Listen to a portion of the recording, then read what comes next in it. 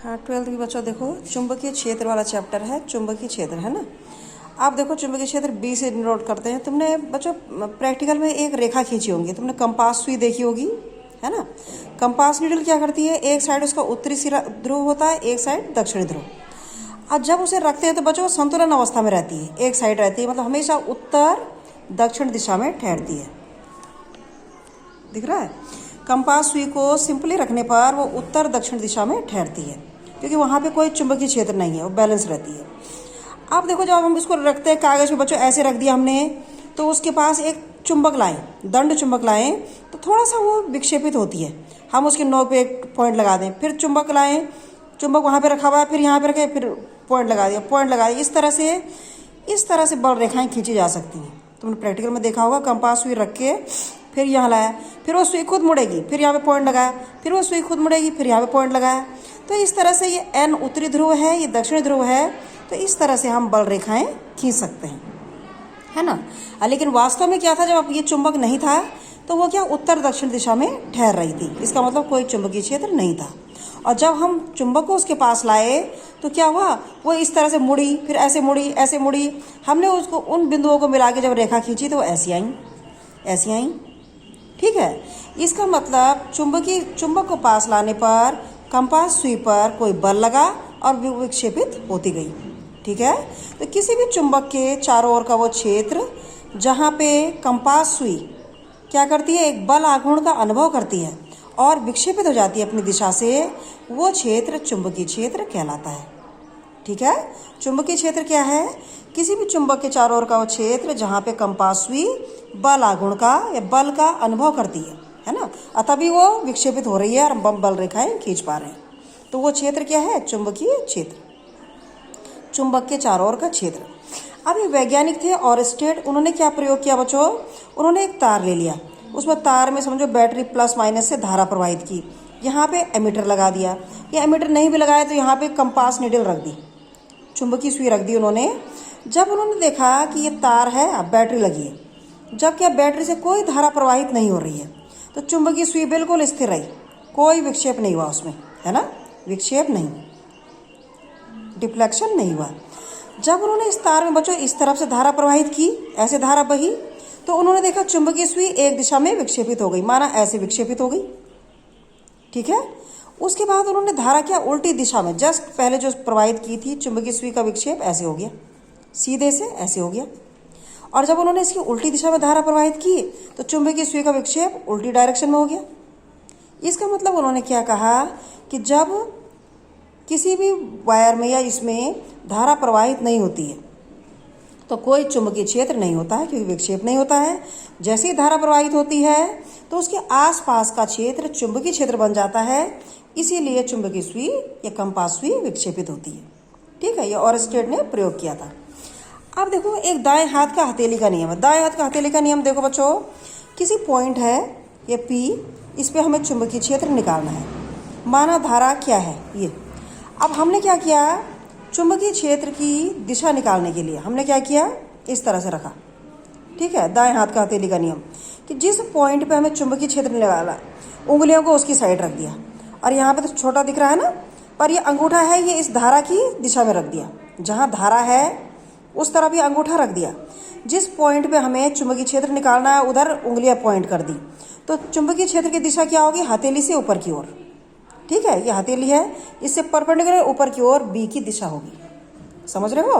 ये दाएं हाथ की हथेली का नियम है बच्चों। इस तरह से फैलाओ, जो पॉइंट है उसकी साइड उंगलियां रखो, जो अंगूठा है उसको धारा की साइड रखो, तो हथेली से लंबवत ऊपर की ओर, यानी जिधर मैं बोल रही हूँ वो चुंबकीय क्षेत्र बी की दिशा होगी। और अगर धारा नीचे की ओर हो रही है तो ऐसे रख दो। ये उंगलियां किसको दिखा रही हैं, उस पॉइंट को दिखा रही हैं जिस पे हमें चुंबकीय क्षेत्र ज्ञात करना है। अंगूठा धारा की दिशा दिखा रहा है, तो चुंबकीय क्षेत्र क्या होगा, नीचे की ओर, जिधर तुम कॉपी देख रहे हो, लंबवत। ठीक है। ये बी की दिशा बच्चों बताता है। अच्छा, अगला देखो मैक्सवेल के दक्षिणावर्ती पेंच का नियम। ये याद भी कर लेना और समझ भी, थोड़ा थोड़ा समझना है, ऐसा कुछ नहीं। मैक्सवेल के दक्षिणावर्ती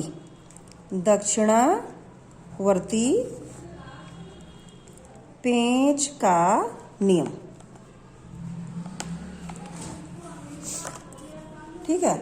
अब उन्होंने क्या कहा कि अगर हम जैसे स्क्रू नहीं टाइट करते, दाएं हाथ से स्क्रू जैसे घुमाते हैं, स्क्रू जैसे घुमाया हमने, स्क्रू की नोक अगर धारा की दिशा में घूमती है, ठीक है, तो जिस दिशा में अंगूठा घूमता है वो बल रेखाओं की दिशा होती है। ऐसे घुमाया ना हमने, ठीक है। तो स्क्रू जो स्क्रू ड्राइवर है उसकी नोक क्या किस दिशा में है, धारा की दिशा में, तो अंगूठा जो घूम रहा है वो क्या बल रेखाओं की दिशा बताता है। ये केवल दिशा बताने के लिए है, इन नियमों को याद कर देना। अब बहुत इंपॉर्टेंट नियम है बच्चों, बायो सेवर्ट का लॉ। यहाँ देख लो, इसको लाप्लास का नियम भी कहते हैं, बायो सेवर्ट नियम, बायो सेवर्ट नियम। चित्र बना लेना, इसमें कैसे भी चित्र बन जाएगा। ऐसे माना कि कोई तार है, यहाँ पे ये कोई पॉइंट है जिस पे क्या है, हमें चुंबकीय क्षेत्र निकालना है। ये मानावाद इस तार से क्या दिखाता है, थीटा दिशा पे है। इस तार में मानावाद धारा कितनी बह रही है, आई बह रही है। इसका एक छोटी लंबाई हमने ले ली बच्चों, ये डेल्टा एल है, ठीक है। समझ रहे हो कि ये बायो सेवर्ट का नियम है कि चुंबकीय क्षेत्र का मान कितना होगा, बी का मान के लिए, बी का मान। अब देखो हमने ये करंट कैरिंग वायर ले लिया, इसमें धारा आई बह रही है, इससे बिंदु P पर हमें चुंबकीय क्षेत्र का मान निकालना है, B का मान, ठीक है। और इसकी दिशा इस तार से क्या है, थीटा कोण बना रहा है। ये डेल्टा एल लंबाई ले ली, इसकी छोटी सी लंबाई ले ली तार की डेल्टा एल। तो उन्होंने प्रैक्टिकली क्या देखा कि जो चुंबकीय क्षेत्र है, ये छोटा सा चुंबकीय क्षेत्र है डेल्टा बी, प्रोपोर्शनल है धारा की। तुम देख रहे हो जब धारा बंद थी तो कंपास सुई बंद थी, जब धारा बढ़ा रहे हैं कंपास सुई विक्षेपित हो रही है। इसका मतलब चुंबकीय क्षेत्र उत्पन्न हो रहा है, यानी चुंबकीय क्षेत्र धारा पर डिपेंड कर रहा है। तो बी प्रोपोर्शनल है आई, धारा के बढ़ने पर चुंबकीय क्षेत्र बढ़ रहा है, ठीक है। उसके बाद बी प्रोपोर्शनल है डेल्टा एल के, ये भी देखा उन्होंने कि डेल्टा बी चुंबकीय क्षेत्र क्या है, इस तार की लंबाई पे भी निर्भर कर रहा है। ये चुंबकीय क्षेत्र किस पर निर्भर कर रहा है, कितने कोण पे है ये, उसकी साइन पे, और जितने दूर बिंदु है, जितना दूर है उतना ही चुंबकीय क्षेत्र कम है। यानी बी किसके हिसाब से चल रहा है, प्रोपोर्शनल व्युत्क्रमानुपाती है आर के, और वो आर ना होके क्या होता है बच्चों, 1/r²। ये इन्होंने देखा, ठीक है। बायो सेवर्ट का नियम या इसको लाप्लास का नियम भी कहते हैं, लाप्लास बहुत इंपॉर्टेंट है। सिद्ध भी ऐसे ही करना है कि तार ले लो, इससे कोई बिंदु P ले लिया, हमने क्या देखा, बी आई पे डिपेंड कर रहा है, बी डेल्टा एल पे डिपेंड कर रहा है, और बहुत दूर हम P को ले जा रहे हैं तो B कम हो रहा है, या B व्युत्क्रमानुपाती है 1/r²। तो इन सबको बच्चों मिला दो अगर, तो क्या हो जाएगा, डेल्टा B प्रोपोर्शनल है क्या, I delta L sign theta upon r², I delta L sine theta upon r², या डेल्टा B बराबर है एक कांस्टेंट K, उसका मान होता है बच्चों μ0 upon 4π I delta L sine theta upon r²। और इस पूरे का मान μ0 अपॉन 4π का मान कितना होता है, 10⁻⁷ न्यूटन पर एम्पियर स्क्वायर। यूनिट निकल भी जाएगी, थोड़ा याद भी रखनी चाहिए, ठीक है।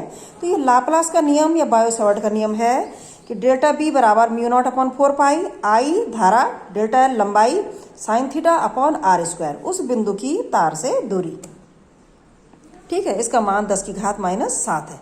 तो किसी भी पॉइंट पे चुंबकीय क्षेत्र का मान इस सूत्र से निकलेगा, और उसकी दिशा मैंने तुम्हें बताई मैक्सवेल की जो दाएं हाथ की हथेली का नियम है उससे निकलेगा कि उस पॉइंट की ओर क्या करो, उंगलियां कर दो, धारा क्या है अंगूठा की दिशा में, तो चुंबकीय क्षेत्र क्या होगा, जिधर हम हथेली को धक्का देंगे, यानी कॉपी के अंदर की तरफ, ठीक है। दिशा वैसे निकलेगी और मान इससे निकलेगा, ठीक। ये लाप्लास का बहुत इंपॉर्टेंट नियम है बच्चों। अब देखो